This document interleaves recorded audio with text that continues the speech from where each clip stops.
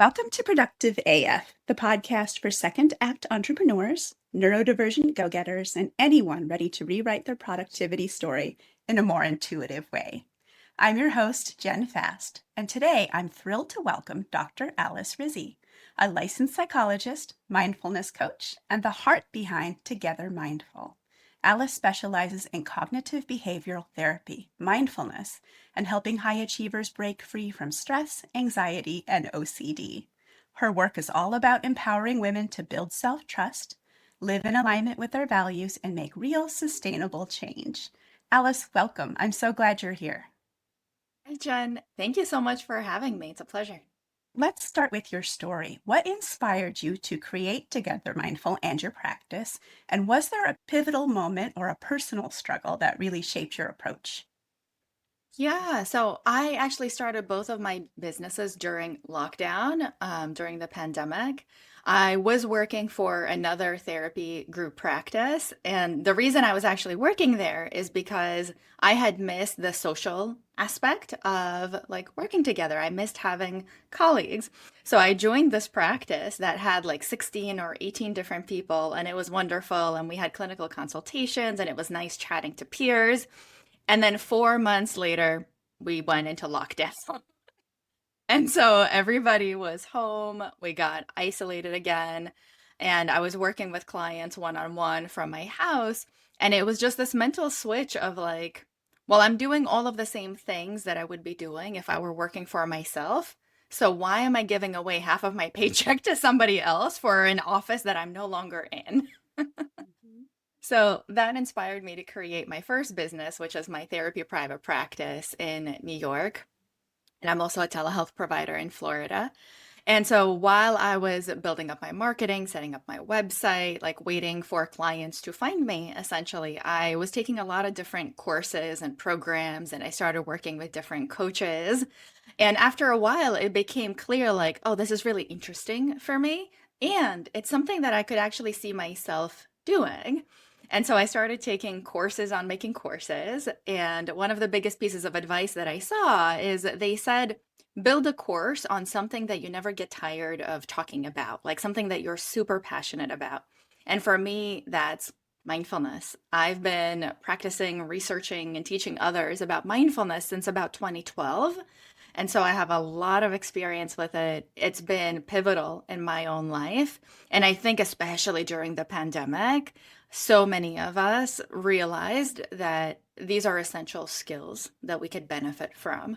I think a lot more people started practicing meditation and practices of like kindness and compassion and non-judgment, which are all both personal and professional values of mine. And so the thought was if I can help more people become more mindful, and we can see potentially the social ripple effects of that from more mindful societies, then I would love to be a part of that. So that's how Together Mindful was born. You have called mindfulness a superpower. How did you personally discover its impact, and what was your earliest aha moment with mindfulness? I would say it's been a journey because I first learned about it in my undergrad program. So I want to say I was like 19, maybe 20 years old. And the way that it was presented was like, this is your solution to have inner peace. And I was like, ooh, yes, I will take some peace. I will take some enlightenment. I will take some transcendence. Like, send all of that my way.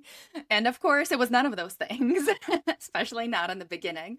But it did help me manage my own anxiety. So as a teenager, I had a lot of social anxiety. I had a lot of what I thought were like quirks, which to be fair, now in hindsight, I'm like, oh, that could have been ADHD. That could have been maybe some aspects of autism. That was just me not knowing how to express myself. And so the mindfulness really helped with all of that. And there's so much research that shows that it helps with anxiety, it helps with depression, it helps with emotion regulation, it helps with focus and with attention, it helps us communicate better. And so those were all of the reasons that made me want to study it more. And the more I studied it, like you could say, the more I fell in love with it. And then the more I would teach it to my clients, the more they would say, Alice, this is fantastic. Why don't more people do this? And I was like, I know they should. And so it kind of kept going from there.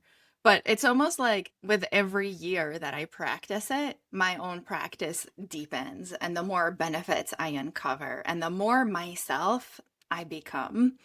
And my clients find that that's true for them as well. So for me, I feel like it's a lifelong practice and teaching and passion. And like, there's no going back at this point. I love that you practice what you teach. Your work bridges not only mindfulness, but psychology and something called embodiment. How do you define embodiment? And what's a simple practice that you recommend for someone who wants to feel more present in their body and their life? Yeah, so I think mindfulness as a whole is a practice in embodiment because when we are mindful, we are present in this moment. And specifically, I define mindfulness as the quality of being present with awareness, acceptance, kindness, compassion, curiosity, and non judgment. So I believe that mindfulness helps us embody those qualities, meaning the more we practice mindfulness, the more aware we become, the more accepting and compassionate and curious we become. And when we sit down, especially to practice mindfulness meditation, those are the qualities that we are cultivating. And those are the experience from our day to day lives that we sit with in the practice, that we practice processing, embodying, integrating, and that we take with us back into like our day to day life. But the reason I started calling myself a mindful embodiment coach is because core values in general, like values and goals, are really important to me. And if it's helpful, I don't mind giving a brief definition of the two of Please. them. Yeah. I guess as a little bit of a side note. So, goals are things that we can typically just check off our list. It's a thing that I say I want to do, and then I do it, and then I cross it off my list. Whereas values, we can't just check off, we never arrive at. We can only ever be going in the direction of our values. So almost like if you think of like a compass, like if I'm sailing north in a boat, right? Like I never reach north. I can only ever sail towards north, but I could sail to Italy or Antarctica or Canada or wherever. So those are goals or ports I can check off.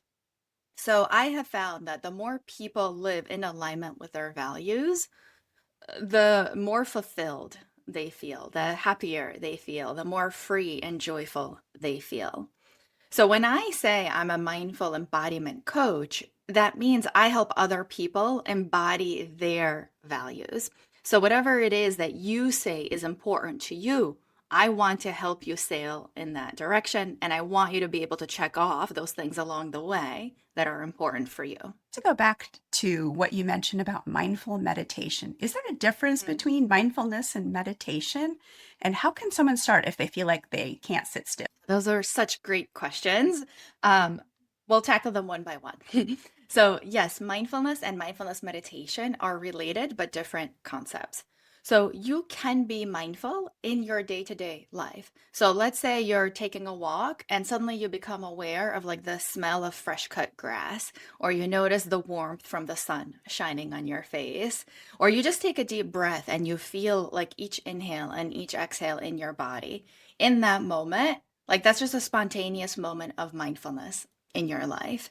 You can also practice like day to day mindfulness doing any kind of chores around the house. So a lot of times I'll love if I'm doing the dishes, which is a chore I hate doing, but if I practice doing it with mindfulness, I enjoy the experience just a little bit better. And the easiest way that I find to do that is through the five senses. So noticing what the dish soap smells like, noticing how like fluffy or hard the sponge is in my hands, noticing the weight of the plates or the cups that I'm washing, noticing the temperature of the water. All those moments of noticing, that's me being mindful and present in this moment with this one thing that I'm doing, which is the dishes.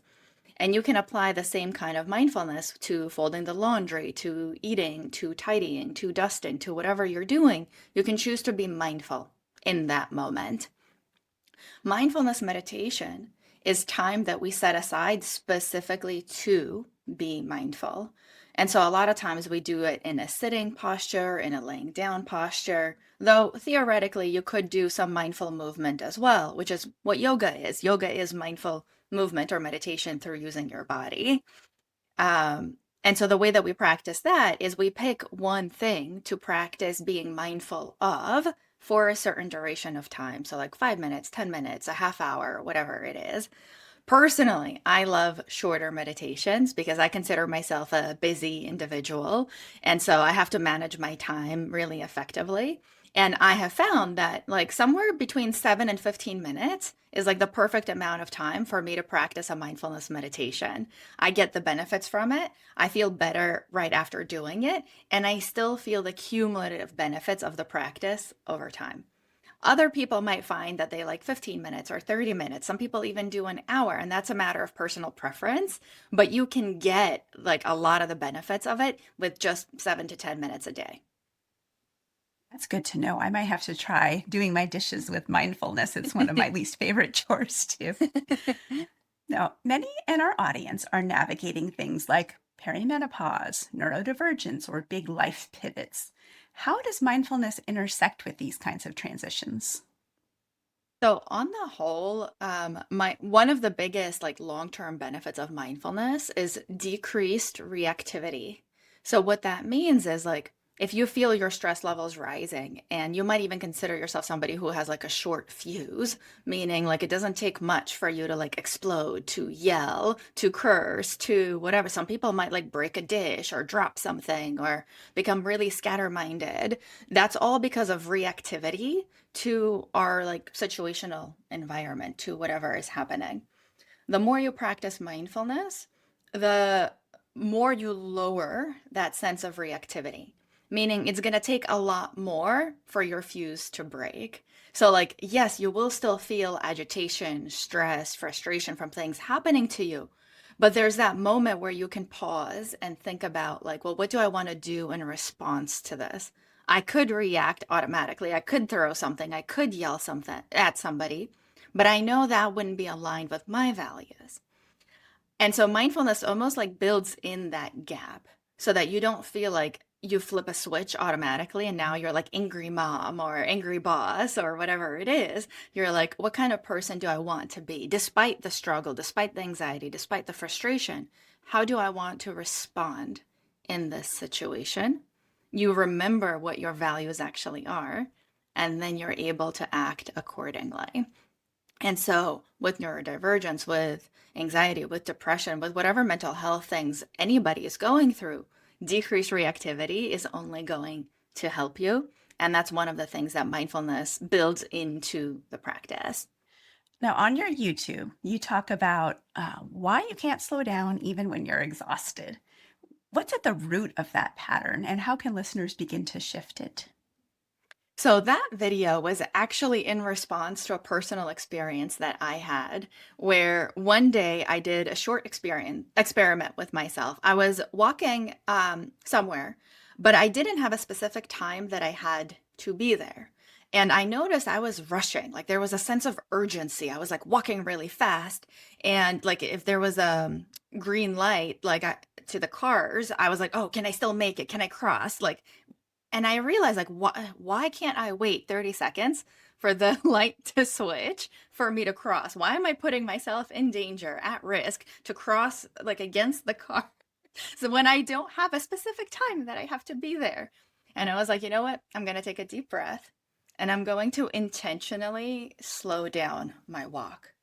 And it was so hard. Like I could have been at the place I was going to in 15 minutes, and I want to say maybe I added an extra 5. But that extra 5 minutes, I felt it in my bones, in my muscles. Like every part of me wanted to like rush and almost like sprint so that I could get there 5 minutes faster. And so I became really curious, right? Because one of the qualities we cultivate with mindfulness is curiosity, is non-judgment. I wasn't mad at myself for wanting to rush, but I was really curious as to why rushing was my default. And so as soon as I paused and I asked myself that question, a ton of like childhood memories fluttered up about what it means to be slow. For me, that has a lot to do kind of like with my origin story. So I actually moved to the US from Israel when I was 10 years old. And so I came in the middle of fifth grade.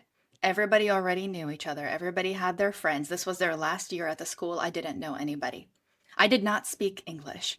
And English at that point wasn't even my second language, it was my third language. I had a really thick accent and a teacher that I felt like was extremely unsympathetic.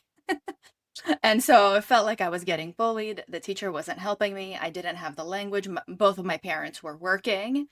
And it was just a time that I don't look back on fondly.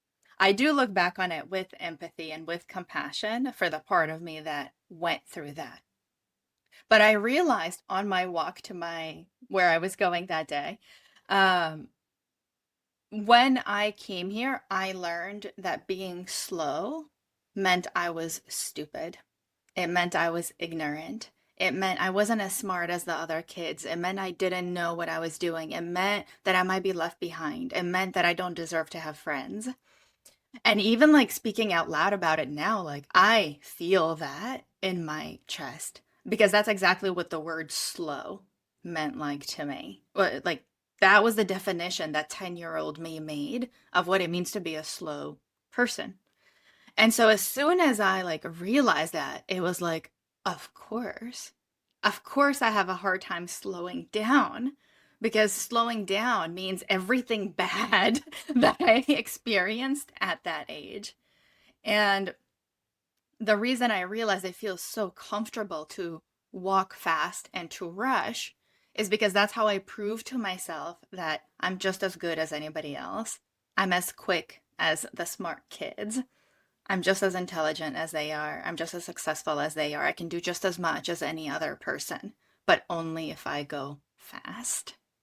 Thank you for sharing that. That's very relatable and very very vulnerable too. Um, And you you might have emphasize, your yeah, own story, right? And your listeners might have their own yeah. stories. And the reason I shared is just because I want people to take that pause to reflect like, what does slow mean to me? What have I learned about going slow? What does going fast mean to me? What if you are somebody that feels like you're always in a rush, ask yourself, what will happen if I slow down? And just sit with that question and notice what comes up inside of you. Because I would have not had any of those realizations if I didn't allow myself to be with that vulnerable part of me. And when you're always rushing, it's so easy to just keep going and keep bypassing and not give any attention to those vulnerable parts because they're vulnerable. There might be something painful or uncomfortable that you find, but I think you like your mind will be blown by what it is that you do find if you give yourself that time. Yes, yes. That's so relatable to me because I'm also someone who rushes all the time and seems to always be in a hurry, but for different reasons and because of a different Mhm. childhood experience. For me, it was um, I was always afraid to be late, so I'm always so early. I'm 10 to 15 minutes early for anything, and I get stressed out if I'm not. And it's definitely rooted in childhood and times when my family like made me late to things, which caused so much Mhm. anxiety that now I avoid it at all costs. So Mhm. absolutely relate to that. Switching gears a little bit, you emphasize self-trust and then you've mentioned core values. How Mhm. do you help clients uncover what their core values are and why is this so foundational for change? So there's a lot of different ways that you can find out what your core values are. One of my favorite ways is through doing something that's called the core values card sort. And this is a card sort that I created by myself. It's based on other card sorts available out there. So if you're somebody who's interested in this, you can even type into Google or ChatGPT or wherever core values assessment, and you will essentially get a list of different values. And that can help you narrow down what your own personal values are. I use this card sort for myself and with my clients. I have an entire process that I walk people through that's actually available on my website as one of my courses. It's called the Core Values Assessment. Because it's so foundational. So if you're interested, anybody can purchase that from my website. But if you can also just go on Google if you're curious and pull up any list of values and just ask yourself those questions like, well, what is really important to me? What are the values that I want to embody in my life? What direction do I want to be going in? And that will help you in the future with any and every decision that you ever have to make. Because when you don't know, you get to ask yourself, well, what value is this in alignment with?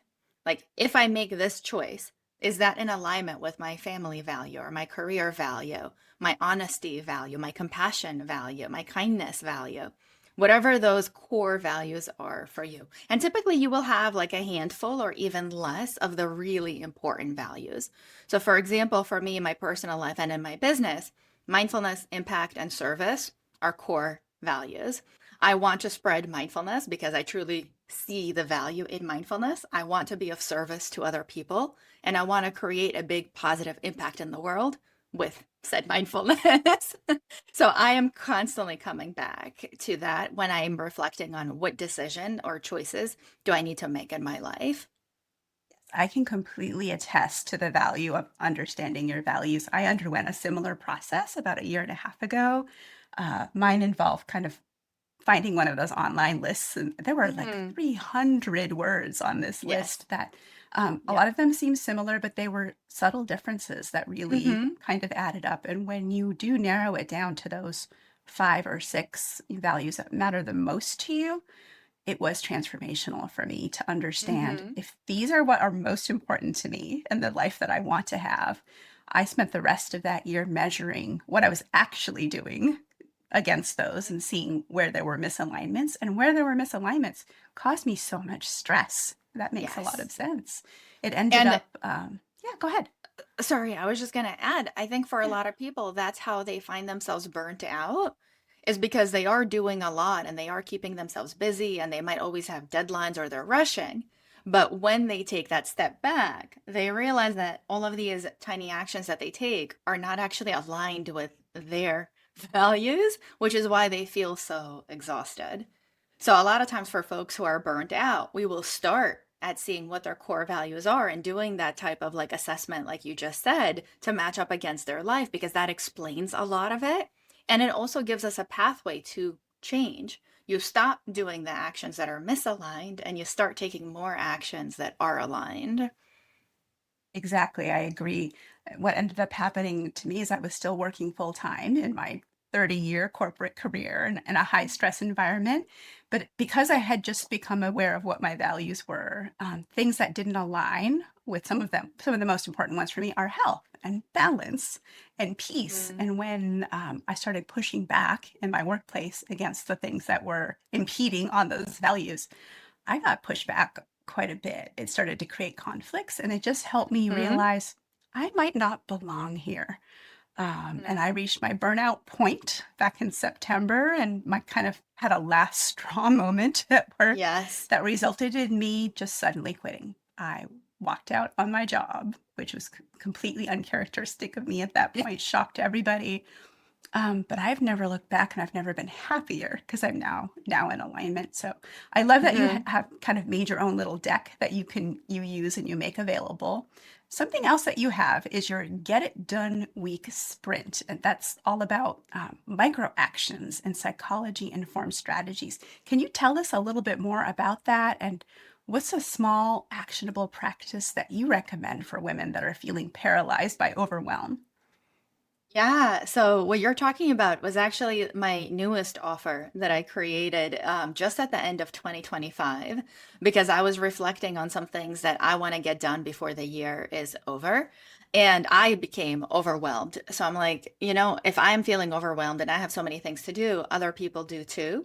So I decided to create this live experience where people can essentially team up with me during the course of 1 week and we will keep each other accountable. And I based that Get It Done week on, I essentially turned it into the Get It Done bundle that consists of those three resources. So it does have the Get It Done week, which is like a 5 day sprint to get those like last minute things done that you want to get done. But it also includes two of my frameworks from stuck to started and from stalled to finished. And I think this is especially relevant for neurodivergent folks because we might get really excited about something and we start and we sprint and then motivation drops off. And then it becomes really overwhelming to get back to it. Or we might have a project that is really important, but we've like stalled on it. And like we might have even be at the last 10%, but we just can't get it done. And like that's that stall. And so those are two separate points, like the getting started in the very beginning and then the stalled to like when we start procrastinating and avoiding.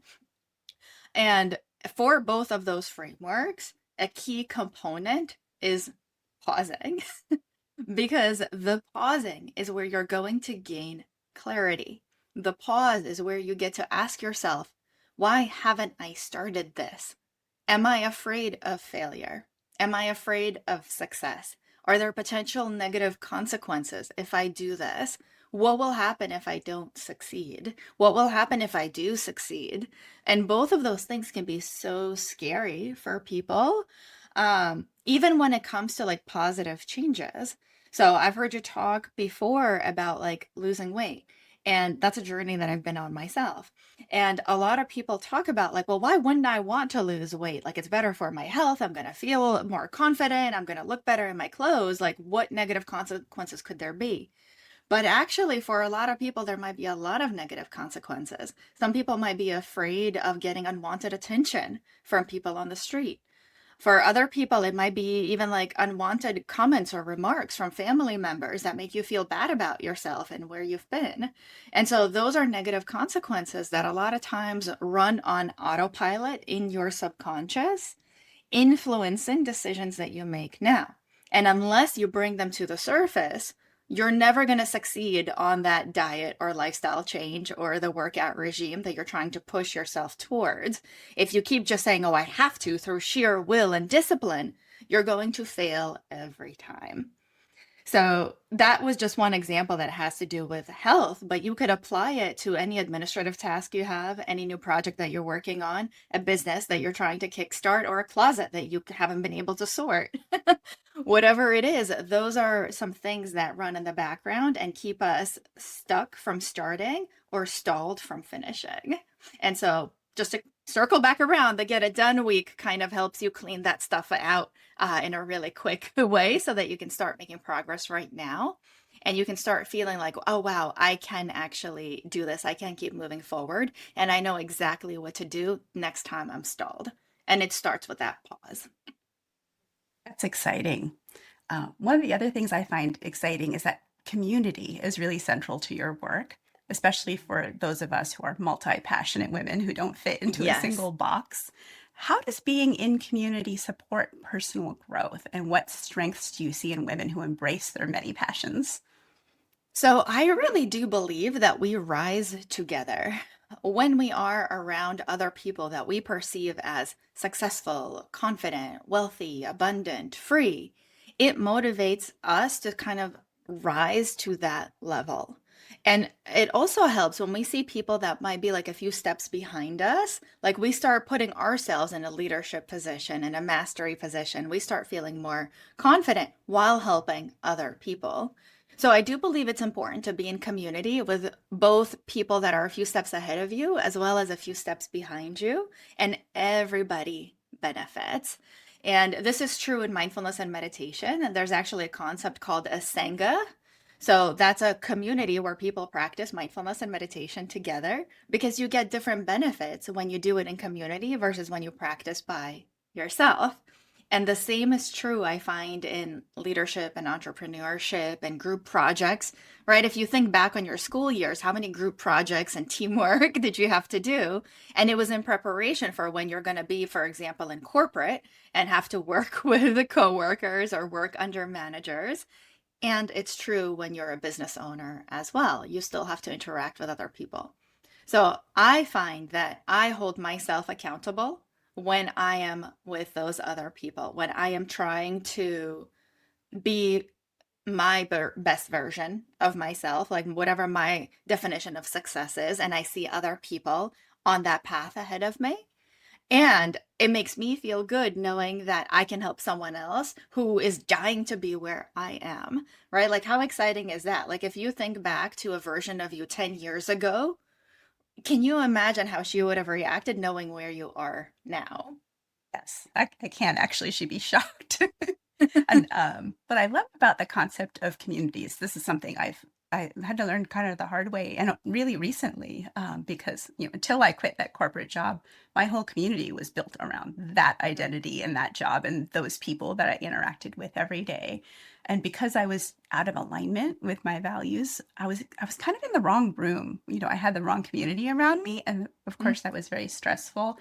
I recently participated in something called the If I Were Starting Again reflection, which is live right now, actually. I can link that in the show notes.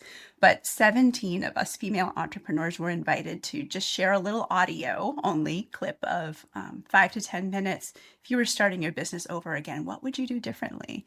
And in creating my segment for that, I discovered to my own surprise that building my own new community where I really felt like I belonged is one of the first things I would have done much sooner in my journey. And because I'm now starting to build that and network, I'm just feeling so much more like I belong in the new world Yes. that I'm in. And it's made all the difference in the way that I work.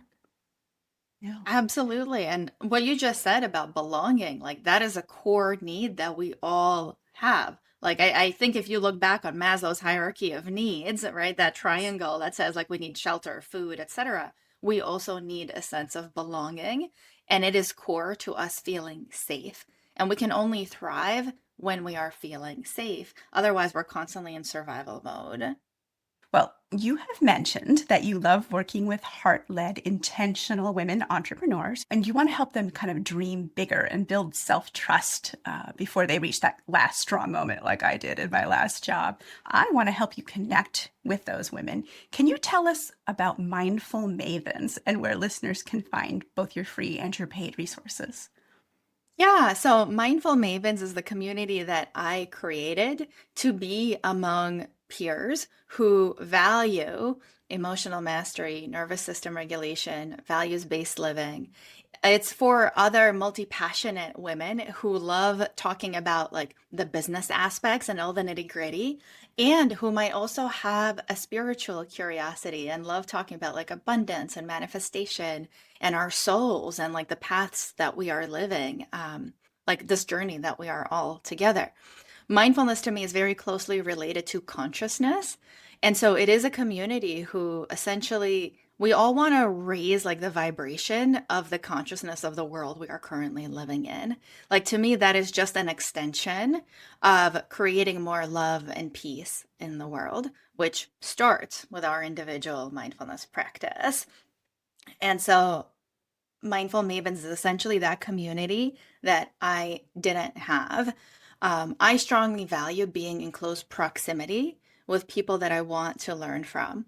And even though, since I started both of my businesses, like at this point, over 5 years ago, I've been in community with other people, but I always felt like I had questions that were unanswered, where I would get lost in a sea of like 2,000 plus members.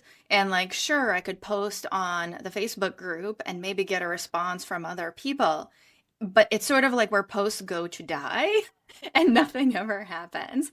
Whereas Mindful Mavens is a really high touch community where people can have a back and forth with me. So the whole thing takes place on Telegram because I love like messaging people and I love being in WhatsApp groups and other Telegram groups where I get to communicate directly with people that I am learning from. So I want people to feel like they can ask me questions, they can talk about their vulnerabilities, they can share their biggest dreams and ambitions. And it's not just me supporting them, it's also the other mavens in the group. Except I also bring in my like 15 plus years of being a therapist and the psychology background with all of the skills that I teach my therapy clients so that these other women can apply them in their day-to-day lives, from the really simple skills to like the really complex concepts and topics to really ethereal and kind of like out there things that there might be. So that was to answer your question about mindful mavens, but I feel like there was another question there that I've lost track of. Yes. Where can listeners find your free and paid resources? So all of it is on my website, togethermindful.com. I have a category for my free stuff, for my courses, and for my Mindful Mavens community. All that is at togethermindful.com. I will definitely be checking that out. And I will provide all of your links in the show notes so our listeners can reach out directly. I have just a couple more questions to wrap up, if you don't mind. Of One course. is, if you could give one piece of advice to women who are feeling like they're behind in life or in business, what would that be? Well, firstly, you're not. And just kind of like full stop. And this was a big concept that I had to learn as well. Like, there's no such thing as behind on your life because nobody has lived your life before. It's not like there's a manual for how to live Jen's life or how to live Alice's life. Therefore, whatever choices you make are the perfect choices for you because you couldn't have made any other choice. Because if you could have, you would have. And I have a very similar view on mistakes. There's no such thing as making mistakes because nobody has done this before. There's no other choice you could have made but the choice that you have made. So, therefore, it is a lesson and it is a jumping off point for whatever next choice that you make. And this is why our core values are so important because the more mindful you are to what you value, the more you can ensure that the next choice you make is a values based one. So you are not behind, you're exactly where you're supposed to be. And if you want to make sure that you're going where you want to go, know what your values are and be intentional with the choices you make. Completely agree. As someone who has started over at the young age of 52 and who has earned every one of these gray hairs, there's no better time to start over or to try something new or do anything except right now. Completely And agree. by the way, that is a mindfulness concept. It's called begin again. Literally, that idea that you can always begin again. Like every breath is an opportunity to begin again. And that's true for business and it's true for life. Of that inspiration. So there's one last question that I always ask my guests. If everyone listening could walk away with only one message from today, what do you hope that is? You are enough. It's very simple. Maybe it's cliche to some of you, but enoughness has been so core to my personal journey, my professional journey, my business journey. I really had to live it to learn it, to now teach it. But it starts with just that idea that you can feel enough until eventually it grows into I know that I am enough, and then I feel I am enough. So, wherever you are on that journey, just remember you are enough, whether you feel it currently or not. Alice, thank you for that. And thank you so much for sharing your story, your wisdom, and your practical tools. For everyone listening, you can find Alice at togethermindful.com, dralicerizzi.com, and on YouTube at Together Mindful. Check out her Mindful Mavens community and all her amazing resources that I will link for you. If you found value in this conversation, I hope you'll consider subscribing, sharing it with a friend, and leaving a 5-star review. These go a long way towards helping others find us. And as always, remember, progress over perfection, and you're never too late to reinvent your story. I'm Jen Fast, and I hope to see you next time on Productive AF.